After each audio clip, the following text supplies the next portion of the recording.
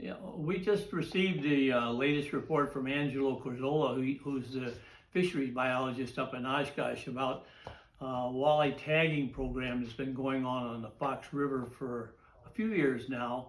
We're putting, DNR, putting sonic tags in walleyes and tracking them as they go up and down the river. Uh, the way it works is if you catch a fish that has a sonic tag in it, it will have a red tag in its back, which is a reward tag. And if you catch the fish, you have two options. You can record the number on the tag and throw the fish back, or you can keep the fish. And if you keep the fish, then we want the receiver back, or the transmitter back. The transmitters cost about $400 a piece, and they have somewhere between a 3 and a 4 year lifespan. So if we get them back, the guys take them and put them in another fish. And what it's doing on the river, the furthest downstream fish that they've tagged were at the Eureka Dam. There are other fish in the Winnebago system that also have these tags that can come up the river, but the ones that were part of the study were introduced, they were tagged at Eureka Dam. But they tagged them in Eureka, they tagged them up through the Fox River, up to the Princeton Dam, and then went all the way up into Lake Puckaway. I don't think they tagged any in Buffalo Lake. But anyway, what this has done is it's told them where the fish move around in the system, and they go in places that we suspected but never really knew. I mean, the White River is known as a trout stream, but the further down the White River you come from Watoma, the warmer the water gets, so it's less of a trout habitat. But what they're finding out is there's a number of walleyes run out of the Fox River in the spring of the year and run up the White River. Do they spawn there? Nobody really knows, but they're going up there for some reason. The other place that they're spawning is Hops Marsh. Walleyes for Tomorrow installs culverts in Hops Marsh in 2018. Prior to that, the only way that walleye could successfully maybe hatch was swim up to Hops Road and spawn there, but the water had to keep coming over the road for the next 20 days in order to be able to wash the hatched fry out of the marsh and into the river. Otherwise they all died in the marsh. So, but since we put those culverts in, the DNR has documented virtually every year walleyes are going up through the culverts at Hops Marsh and swimming west of the road and spawning up there. And then when the fry hatch, they can come back through the culverts and get washed back into the river. And according to the report, Hops Marsh is now the #1 spawning place on the Fox River downstream from Lake Puckaway.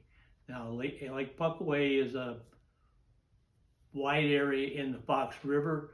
It's called a lake. Water runs in from upstream from the Montello area and runs out and then goes downstream and crosses first the Princeton Dam. But the fish in Puckaway are homebodies, pretty much. They go up to Montello and hypothetically spawn at Montello, and they go downstream, and they generally then turn around and come back up into Puckaway and reside in Lake Puckaway. One fish went up the Grand River Dam, to the Grand River Dam. That's a trek to the south some miles. And one tagged fish, actually went above the Montello Fishway and was recorded at the west end of Buffalo Lake. So what we're finding is these fish move all over the place. And I tell people that's what fish do, they swim. And that's all they have to do is swim. So they go looking for conditions that they find most favorable, whether it's water temperature, water chemistry, or temperature, or whatever.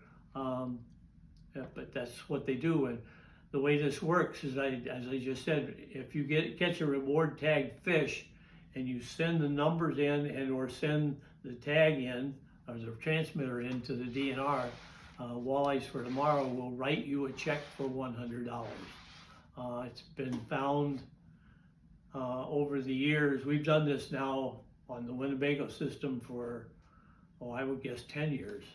But it's been found that most people will return the information from their tag for $100. When back in the day when they just put the Floyd tags are plastic tags that are put into the fish's back by the dorsal fin with a tool.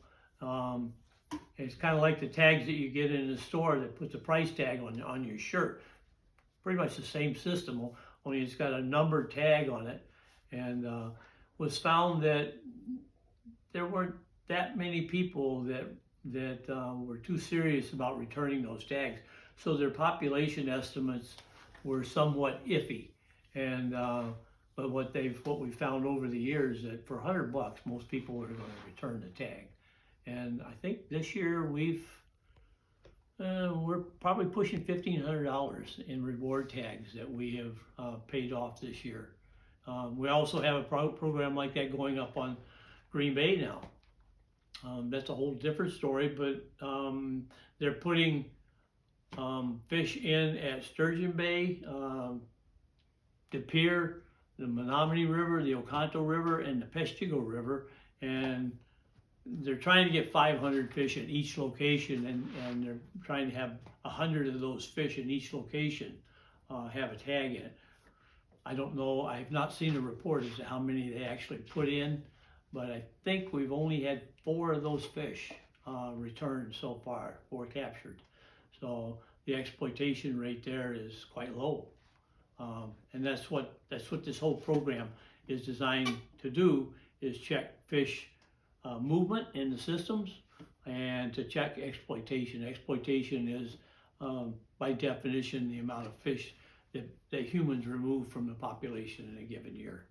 So most fish populations can't withstand much more than 35% exploitation, or it affects the overall health of the reproductive capacity of the fish population. So that's what it's all about.